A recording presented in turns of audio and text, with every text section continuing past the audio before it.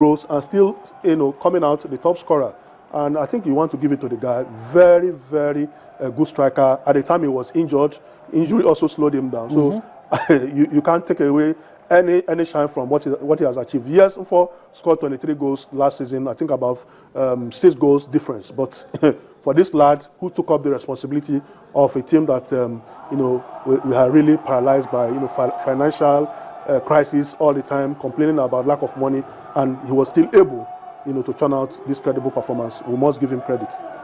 Okay, so that's it. Bolan Salami doing well. Imagine as the top scorer in the Nigeria Professional Football League. We wish him well. Wish him well. We wish to see more players, emulate what he has done this season and by far surpass what he's been able to do. Let's travel to Europe. Let's talk about the Euro 2016. Euro 2016 playoffs. You already have 20 teams have qualified. 19 teams qualified. The host France has qualified as well. But we're going to pick 4 teams from the qualifiers. Well, you have Hungary that have already qualified. 2-1 victory over Norway, and they qualified 3-1 on aggregate. And of course, this one is going on as we speak. Ireland, led by Martin O'Neill, 1-0 victory. Not victory, it's going on, like I said. The leading 1-0 is live. It's going on against Bosnia, and the aggregate stands at 2-1. Yeah, but the match has not ended. But the match has not ended. Still, I think it's at half-time, yes. Half-time as we speak. Then Denmark versus Sweden. Yes. Aggregate 1-2. Sweden with the advantage, but the match is still, yet to be played. Slovenia against Ukraine. Aggregate 0-2. Ukraine won their home game and they are away to Slovenia. And you want to think that maybe they have one foot firmly planted, in Euro 2016 because of that advantage. Yeah, when you consider the players, the league in Ukraine, when you consider that Dynamo Kiev, Shakhtar Donetsk, these are decent clubs that are always, getting to the group stages of the UEFA Champions League. You are tempted to say that but they the have memory of quality. The memory of what happened 2 years ago, we hunt them. They led by this same scoreline against France. Against France, and they came to France. All of us wrote, thought the Le Bleu weren't going to make it. And they scored 3 goals, surprise, surprise, and they qualify. Well, switching our attention to France. Switching our attention to France now, former Jules Fontaine, as goal scorer at 1958 World Cup, represented France, is already saying that the French should consider not hosting the World Cup. The European Championships, and also as a solidarity move, the game between England and France will still take place tomorrow as planned. Can you react to this quickly? Well, I think it's a defeatist. Then what is, if they should follow your advice, then you have succumbed to the intentions of the terrorists. We must have to be bold and courageous. You don't have to chicken out because there was terrorism. I think the people of France should stand up and host the tournament to prove that they are also capable, of achieving whatever they set out for themselves, in spite of what has happened. So I think it will be defeatist to say France should forfeit.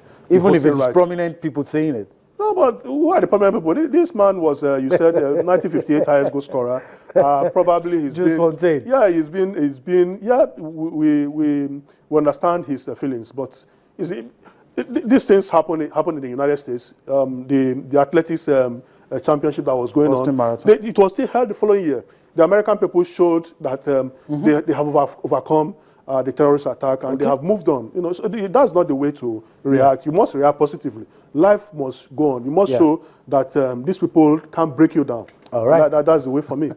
Okay, I guess we just leave football and go to other sports with the remaining time we have on the show. Well, let's take you to London. The ATP Tour, ATP World Tour Finals currently going on. Best 8 male tennis players currently slugging it out right there in London. Let's allow you enjoy some of the best tennis on offer, and we'll come back for more on Sports Tonight. All right. What's the winning start for Britain's Andy Murray? Defeated Spain's David Ferrer in that one, 6-4, 6-4. It was a good one for the Swiss maestro as well. Talking about Roger Federer, victory over Thomas Berdych in that one. There are chances Andy Murray, with one more victory, will end 2015 as world number 2. All right, let's quickly switch our attention and focus on athletics. Let's talk about Russia and Kenya, if we can. The spotlight has been on the Russians for all the wrong reasons. The Russians are saying, look, well, we admit to some, but not everything, all of these allegations are true. And they've also said, look, if you don't listen to us, we might go to CAS. But what really interests me is Kenya.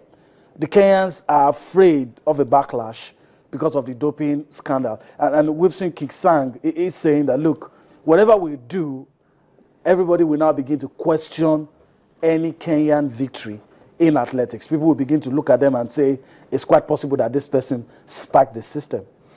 Well, a guilty conscience should not fears. A guilty conscience fears, several allegations. And if they have followed the rules, the WADA anti-doping rules, they shouldn't have any. They should have any reason to be afraid of any backlash. But I think they feel they are culpable. That's why they have that kind of mentality. And for Russia, they have to clean up their house.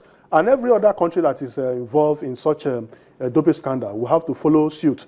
You have to follow the regulations of WADA, the IWF, and come out clean.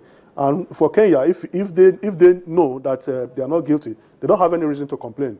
But I think perhaps deep down in them, they know that they have violated some, but it's still early days yet. Yes, early days, yes. But for Russia, like you said, the sports minister met with the Russia Athletics Federation president, and they have taken some decision. They said that they want to return as soon as possible, possibly in the next 3 months, because they are eyeing the indoor championship in March and the Rio Olympics. It was an indefinite ban that was slammed on them. So they want to work very hard, put measures in place, clean up the federation, possibly hold an election in January next year, bring new people, sack the coaches and officials that were involved in all of this. So let's see how it pans out. We'll see how it pans out. But before we leave, let's take this tweet for our man, Austin Okonakwan. Seems to be watching. Austin Okonakwan on Twitter says, well, you guys just pushed aside my club, Aqua United. I'll wait till we beat Lobby Stars before I talk to you guys. He's talking about the Federation Cup.